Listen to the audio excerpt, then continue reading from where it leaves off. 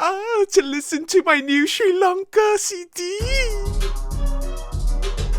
Oh, such a complex beat it is. Sri Lanka, blah blah blah. Next to the bay, can't really say how good this I don't like that. I dislike Luxembourg. This is not a jolly good show. I love Sri Lanka. Oh my god. I am so sorry. Anyways, you want to hear me talk about Sri Lanka? Yes, you do. Sri Lanka, an island nation of 23.2 million, blends rich culture and traditions with a growing economy. Fertile land supports exports like tea, rubber, and gemstones, while its labor force thrives in agriculture, manufacturing, and tourism. Strong infrastructure and a focus on technology, especially in ICT, they set the stage for future growth. The island celebrates festivals like Sinhala and Tamil New Year, the Vel Festival, and the Vesak Poya, reflecting its diverse heritage. Famous figures like Pooja Umashankar, a famous actor, and Michael Adanji showcase Sri Lanka's cultural legacy. Led by Prince Vihaya and his followers, as well as the Tamil from South India, and with them, they brought the island's two dominant religions, Hinduism and Buddhism. Additionally, we can see a strong influence of art, architecture, literature, and music from India, thanks to the Sinhalese and Tamil, who are still the largest ethnic groups in Sri Lanka to this day. Colonization took place in Sri Lanka, beginning with Dutch and Portuguese rule in the 16th century.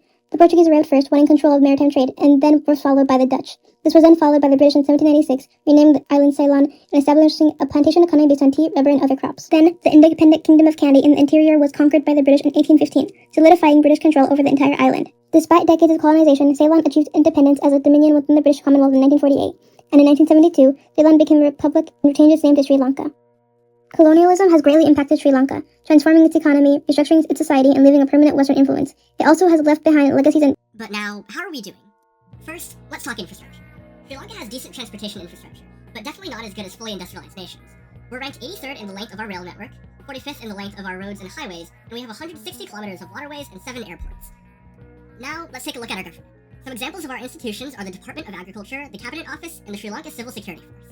We generate most of our energy from coal and oil. Our average electricity consumption is about 471 kilowatt hours per person. For a better idea of where we're at compared to the rest of the world, here are some percentile rankings for government indicators. We are in the 40th percentile for voice and accountability, 25th for political stability and lack of violence, 41st for government effectiveness, 33rd for regulatory quality, 50th for rule of law, and 40th for control of corruption. Finally, let's take a look at our healthcare and education. We have universal healthcare and an increasing life expectancy. And we've also eliminated diseases such as malaria and polio. However, we have a rapidly aging population and difficulties with non-communicable diseases. Our education is compulsory and free for people ages 5 through 14, and we have 17 state-funded universities and 27 private universities.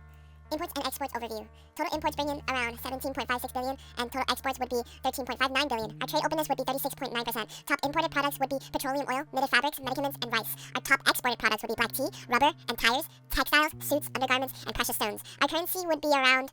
$1 US dollar would be 296 Sri Lankan rupees. Our trade deficit would be 6.07 billion. Our major trade partners would be the USA, UK, India, Germany, Italy, China, the UAE, Malaysia, and Singapore. Only trade restrictions that have been placed upon Sri Lanka would be sanctions from Canada, UK, and Europe due to human rights concerns. Military goods are restricted when it comes to imports, and balance of trade, we are in a deficit. Fortunately, Sri Lanka is currently facing many challenges. We are currently facing an economic and social crisis with high inflation and deficits in international trade. The nation has been unable to pay off its foreign debt, and poverty rates are becoming concerningly high. Food insecurity has resulted from our struggles, and now about 31% of children under 5 are malnourished. Making things even worse, regressive government policies are exacerbating these issues, worsening conditions for already marginalized communities.